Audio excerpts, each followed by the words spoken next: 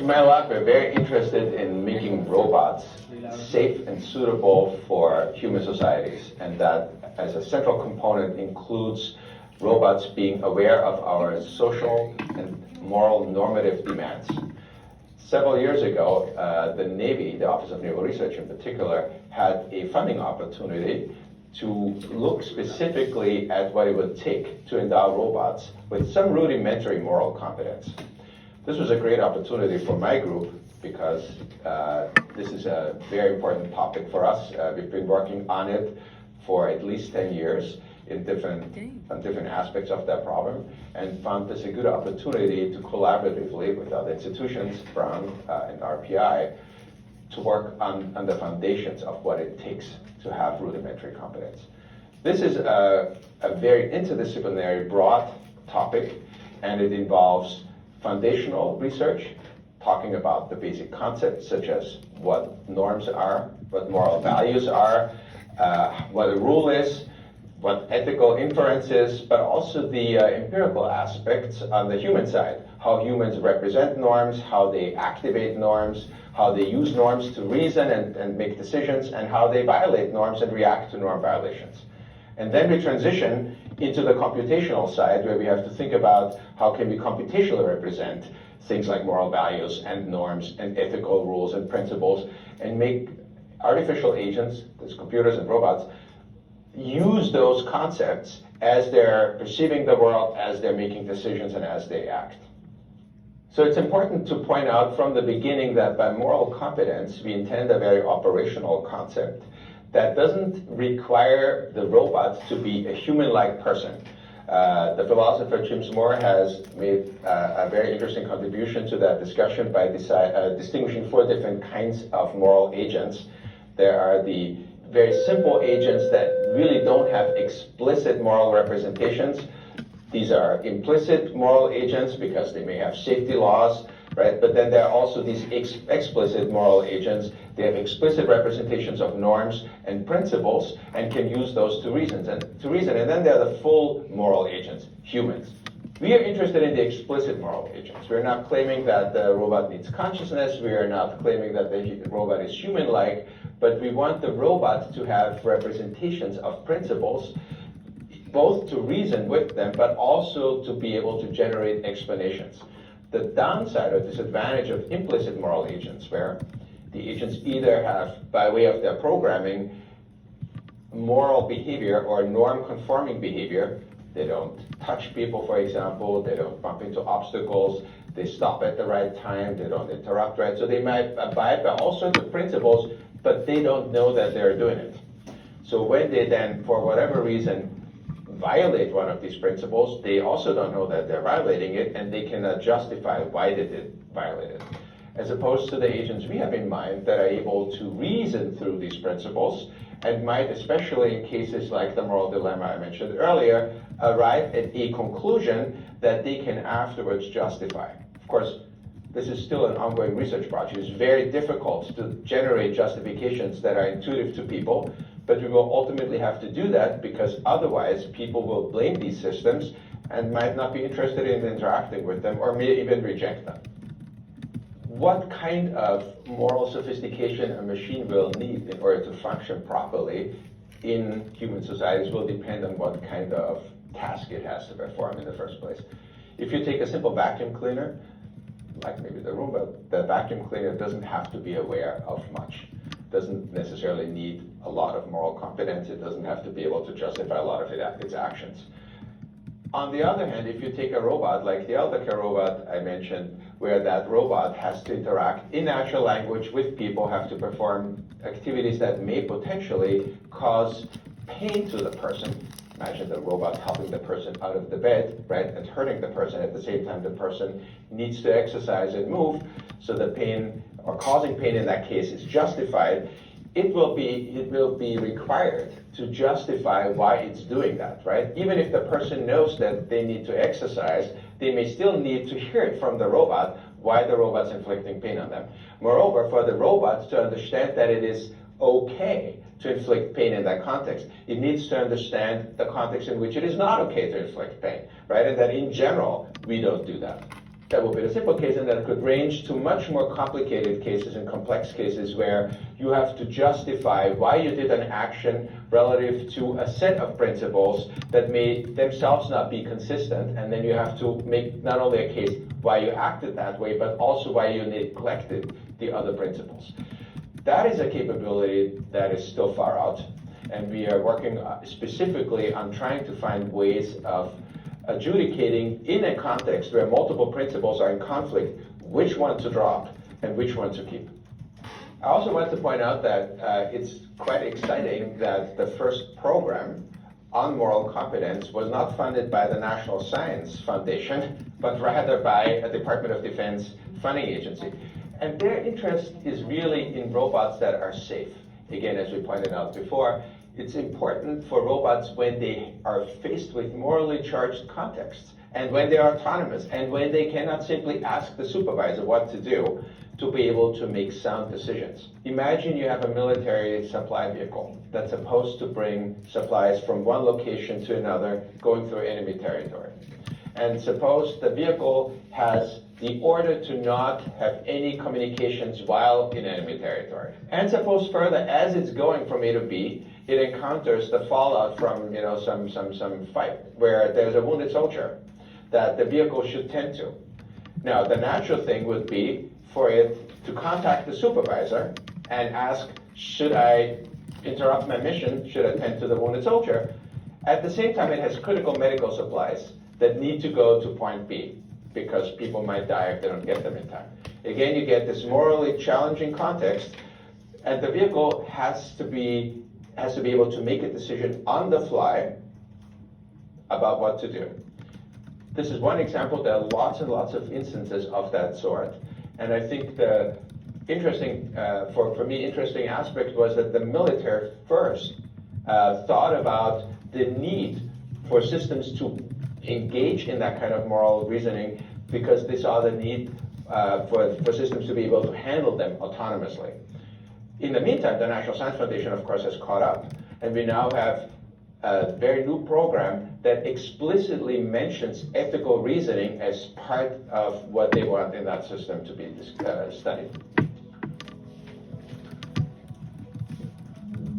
There's another one that goes with that, it's very connected to it, but before you watch this, the other one, any initial thoughts on that, on the idea of machines being able to make moral decisions? I mean, does it seem impossible? Because he's saying without consciousness, of course. He's been very clear, he's not talking about them having human consciousness and perceiving and having empathy, but still being able to make moral decisions. Can you make moral decisions without consciousness? What do you think, Caitlin? Well, if you use morality, like, I guess it's like the empathy aspect, and like, I guess I continue saying this, but like the humanity, like they're all kind of interconnected in a way, because like moral decisions, it's kind of, I guess, what you feel is right, and usually, I guess we have a more compassionate way of looking at it. Well, I feel like oftentimes we try to have like that aspect of like how we can resolve in a manner that benefits both ourselves and the other individual, because we also have like the human, I guess, fault of like having a conscience and like having that weigh down on you. So always try to go through that aspect. But I feel like without that like moral conscious or like having the empathy or the emotions to be able to kind of relate to that other individual, you kind of can't really make the best moral decision because you don't have that aspect. It's kind of like how they kind of teach doctors and like nurses at like institutions and hospitals right now, where you kind of have to have like this, I guess, face where you can't really like demonstrate emotion, because it's kind of If you're still in the school building, please It's come to not- the front it's not desk. Your taught parents are here. Internet walks and training everything. nurses, School other building, medical please school come to the front training. desk. Your parents are well, here. from what my mother's told me, you Yeah. can't really be too emotional for the person, Right, because right, there's other individuals who are going through the same thing, like kind of that Yeah. movie we watched about the little boy and how he needed a heart transplant, and how like there was like 30 other people on the list that needed the exact same procedure, but you're not gonna really like outweigh his life over someone else who's gonna feel the same way about their own child. Yeah. So you have like that moral issue, and then it's kind of the same thing of like you can't really make such a moral decision, like even if like this person has a chance of living, like, but if their chance is less than another, you kind of have to go with another.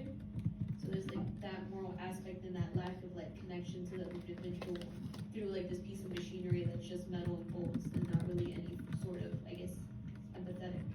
I think I've read somewhere that you mentioned decisions about who continues to live. I've read about systems where heart transplant decisions are made with at least the input of artificial intelligence to try to eradicate emotional responses or lessen them. Jada, you had some thought on that too, hadn't you? I was gonna agree on the point, like, yeah, you can make relationships with like the different patients, but at the same time, you're gonna have to like have this sort of thing where you just like focus on like doing your job and everything.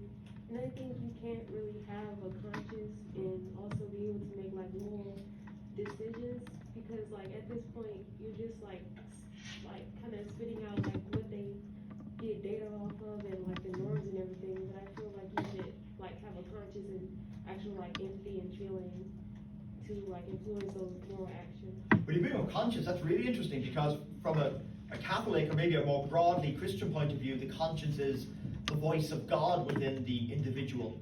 And of course, people have to try to inform their conscience, they can have a badly informed conscience, but essentially it's the voice of God. So a decision made with no conscience involved, could it be argued that lessens the potential for any kind of divine inspiration? I don't know, I know that's a very theological rather than a philosophical question, but if you have that very high view of conscience, this could pretty much remove or lessen the role of conscience. Is that fair? Yeah. Yes, because it was like one of the questions too, like, what, like, do they base, like, what should you listen to, like, the rules of the Bible or like your conscience, and what they would want you to listen to, but if they didn't have a conscience, that would be like, you know, just like living your life like just based off the Bible, something like But that. that still involves a conscience, even implicitly. Yeah. The authors of the article, if you read the Wallach and Allen article, their view of freedom is really pragmatic. They say freedom is just the ability to select between options. They talk about demystifying freedom, so that it's no longer this kind of God-given free will, so much as just the machine's ability to say, is this better than this, or is this better than this, which is very demystified. It has a kind of logic to it as well, hasn't it? Because freedom can be sometimes made such a kind of mystical and spiritual quality that, I mean, that kind of freedom can be perhaps associated with machines. But give you the last word before you watch the next I guess clip. like, if we continue to go down this aspect of how you're saying how eventually like AI or like the format or like eventually I guess have its own conscious decision making ways, I feel like we would have even less of like the free will that we already have now, because I feel like as society progresses more and like it grows and like populations also increase, like there's need for more regulations and rules to help manage such a large society. So there's already like so many like increasing new laws and different things that don't necessarily work out in our favor, but we try not to question it as much. And I feel like with this increase, we would just have like even less, to a point where Oh. I guess in a way we wouldn't really have as much as free will. We would just kind of think we did, even though like all these decisions would eventually be made by these like machines. When you say we wouldn't have as much free will, just what you said, it sounds as though we would still have God-given free will, but might be less Like in inclined to society, I use it. think we still have free will in our life, but at the same time we really don't. Like I feel like there's aspects and like laws and different litigation that we don't question as much, and like passing kind of like Roe versus Wade and how like that's still like a question, even though it really shouldn't be a question. Like people should have autonomy over their own bodies, because like that's like the God-given right that we're always like taught, but it's not like really, I guess, written into law. So like you have like these things happening in day-to-day lives, and you're not really seeing as much of it being questioned, and then you're moving on to this sort of machinery being able to like process more of like our decision-making factors, that you're just kind of like, well, what are you left with? Can you imagine AI weighing in on what you just talked about there? I mean, in the room alone, there's probably so many opinions about Roe versus Wade and abortion, but my God, can you imagine if we introduced AI into that? No, God. We're kind of at risk, but I don't want to leave people without the opportunity to comment. So, the box, I can't see whose hand that is. Is that Frederick's I hand just or wanted you to go over Jada's hand? the idea of freedom you spoke about. Yeah, it was pretty simple. Wallach and Allen, they have a book called Moral Machines, and it has stuff very similar to that article. And in that they talk about what they call a mystical view of freedom. And they say that theologians and philosophers to date have largely discussed freedom in very mystical terms, even atheist philosophers like existentialists. And they argue that freedom is ultimately the ability to select between options.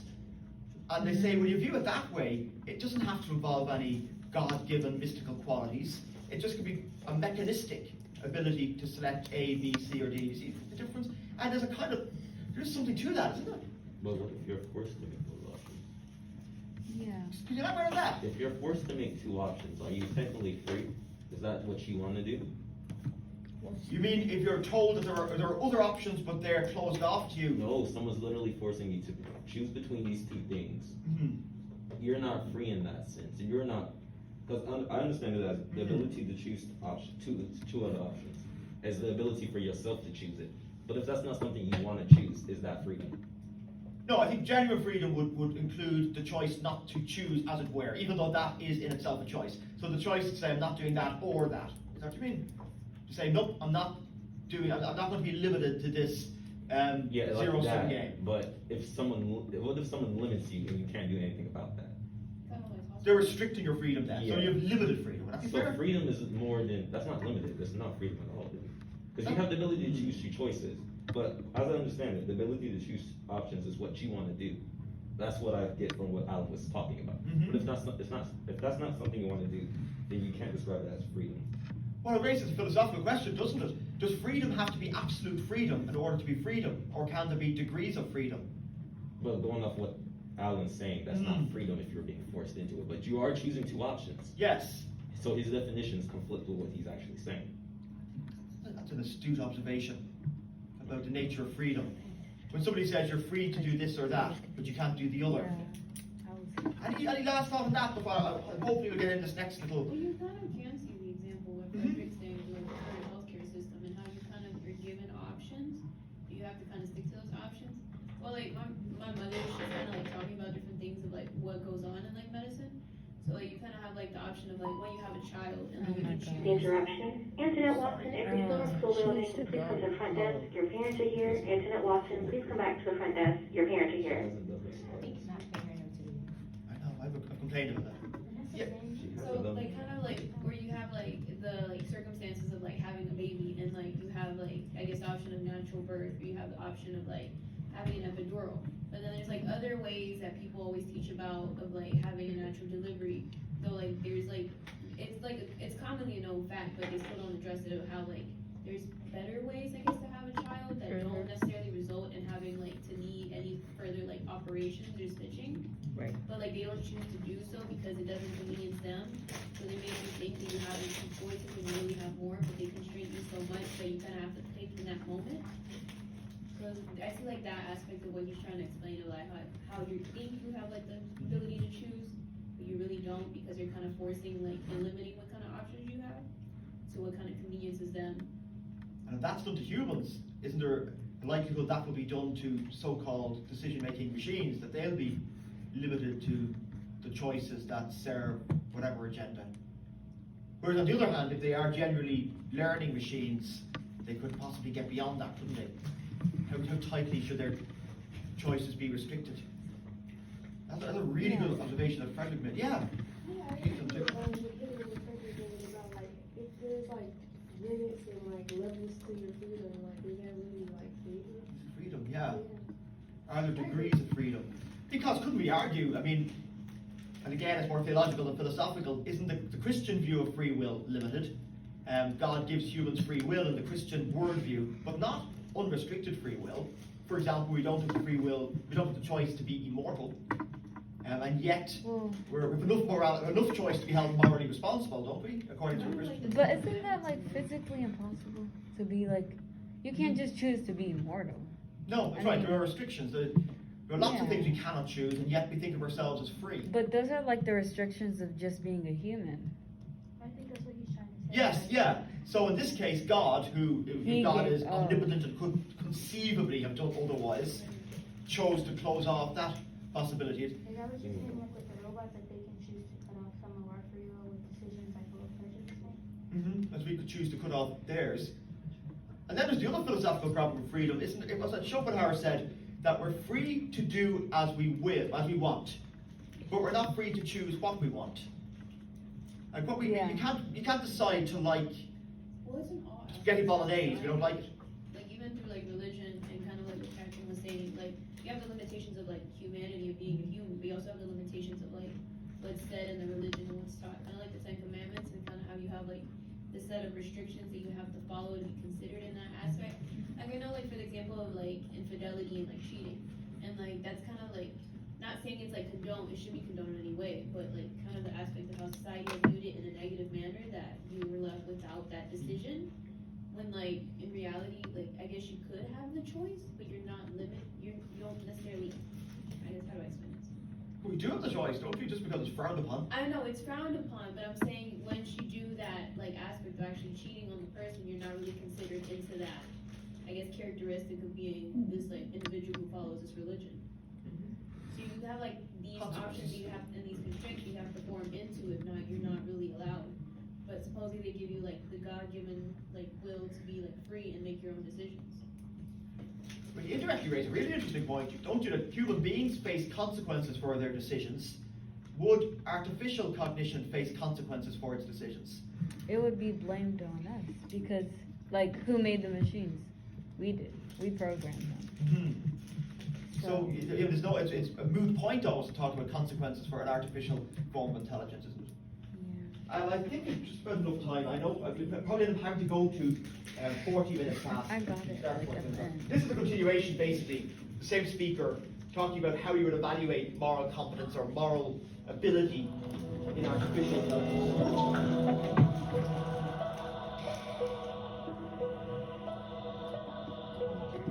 Some have suggested that we could use a moral version of the Turing test, which really is a subset of the Turing test if you think about it, because there's nothing that prevents you from asking a subject in a regular Turing test.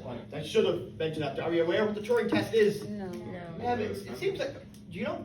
Not really. It seems like there was an early experiment with AI. Maybe Eddie may know more about this, but I think it was a John McCarthy at Dartmouth College in the really early days of AI had trained some form of AI to play chess well enough that the human opponent would think they're playing against a competent chess player. Am I wrong about that, Eddie? Is that the chess one? It might be. Because I know in the beginning, early pioneers of AI were obsessed with the idea of saying if it can fool somebody into thinking they're dealing with an intelligent person, that it counts as AI. Fairly sure that was the Turing test. Questions of moral nature, about moral dilemmas, for example. But they've suggested specifically, maybe we could use a moral Turing test to ascertain that that system has certain moral capabilities and to validate the moral capability. In my view, that's not strong enough. The moral Turing test, or any Turing test for that matter, is a behavioral test, and it is used specifically in order to, when it's not possible to look inside of the system or when you don't want to look inside of the system. We have to do that with people inevitably, at least to the extent that we don't have the technology yet to look inside. We could use fMRI in some cases, and we could use some brain scans, but in general, we don't have a good way of getting at internal states in people. So we use behavioral tests to test intelligence, right, to test all sorts of capabilities, emotional intelligence and so forth. With computers that we built, we actually can look inside, so we can do something much, much stronger.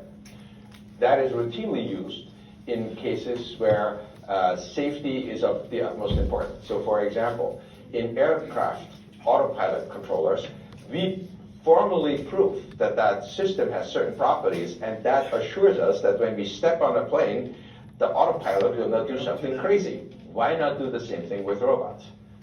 Well, one challenge is clearly that robots are much more sophisticated than the autopilot on a plane. So it will be a much, much harder problem. But if we want to be certain that that system actually has the properties we want it to have, I don't see any way around trying to look inside of the system, verifying different components and their interactions. There's another interesting angle about the moral Turing test that is typically not discussed. People don't have a unique way of answering these questions when they're presented with moral dilemmas. You will typically get some sort of distribution. Maybe 80% will be in favor of one outcome and 20% will be in favor of another. How would you test that with a system? Should it probabilistically just choose? That would not be a good option. Should it come down on one side, maybe the majority side? That's also not clear. Why should it do that? So in that case, it's almost better for the system to have performance that we can stipulate and verify. And in some cases, that might be above human standards. I think that's a very important point to consider, in particular because we would expect or not expect certain behavior of people that we don't necessarily expect or would expect of robots. Let me phrase it differently. Suppose you have a kid that ends up on the railroad tracks before a train in a subway station, and the train is already approaching, and there's very little time to jump down and rescue the child. Would you expect the human person to do it? Very likely not. It wouldn't be morally obligated for sure, especially when your life is very likely at risk and there's a very slim chance that you might be able to rescue the child.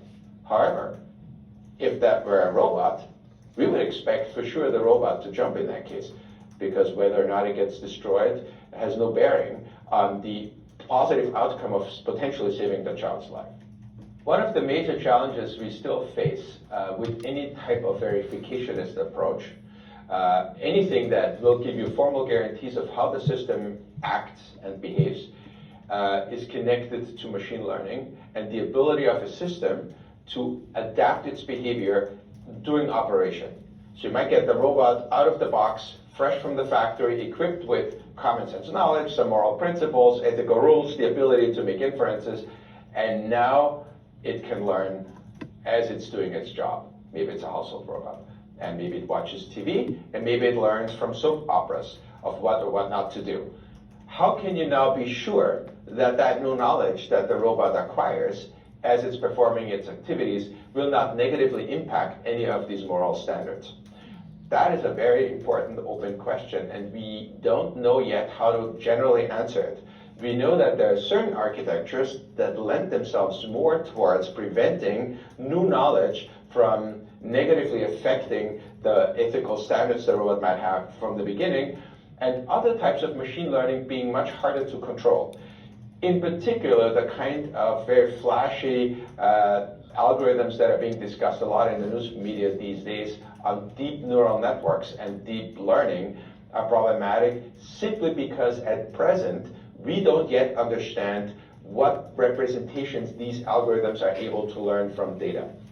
From a verificationist perspective, what is needed, and some people are starting to look into that, are ways to distinguish at different places in that neural network architecture what kinds of representations are being learned and formed and what the possibilities are of these representations. And if we can do that, then we can trace the information flow through the neural network and can constrain what the possible outcomes might be.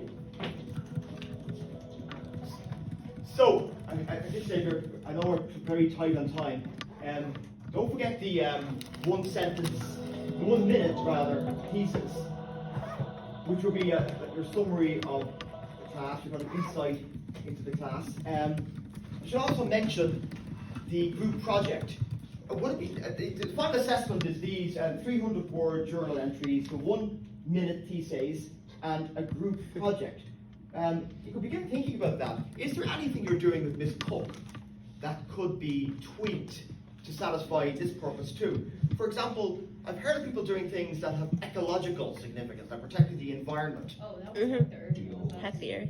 So I wonder, could that be relevant? I mean, I know you have to think about this. It may not be necessary to start from scratch. You may have something with ethical significance that could be adapted for this purpose. Yeah, the movie? Yeah. Well, okay, I don't know if this would help, but we watched a movie. iRobot? And yeah, iRobot. And it was kind of connected to how robots can eventually develop feelings and emotions through learning by others, like what he was talking about. And I don't know if we could develop that fascinating. into We should watch that in your class. But I mean, could you produce a project on it? What do you think is the way shape, or form? maybe you could use that Develop his own. Feelings. he developed his He own became like a feelings. human. That's a stretch. You have to convince me of that, but that He sounds felt- fascinating. Yeah, he felt fear. Yeah. So, Feelings. yeah, so in the movie, Oh, the movie, yeah. Yeah, Well, it's I'm talking about something that could be done as a group project. Like, Oh. if you're going to build a robot with feelings. I I can't don't do know, that. maybe we that could would take best- the idea and develop it into a presentation or something. Yeah. I mean, something provocative like that definitely could be as provocative as you like. Sorry, Elliot. I think we have gone over time. Is there anything that should add at this stage or you're thinking of? No, just make sure to keep submitting your journals before class. Yeah, you don't have to Before? pile up. It's a little hard. I know, it is. Okay. Thank you so much, Ellie. Sorry that we. It's like the journal. We went over time No, again, I an think. essay. Yeah, no problem. I enjoyed today's class. I'll see you guys next week. See you next week. Bye guys. Have a good weekend. You too.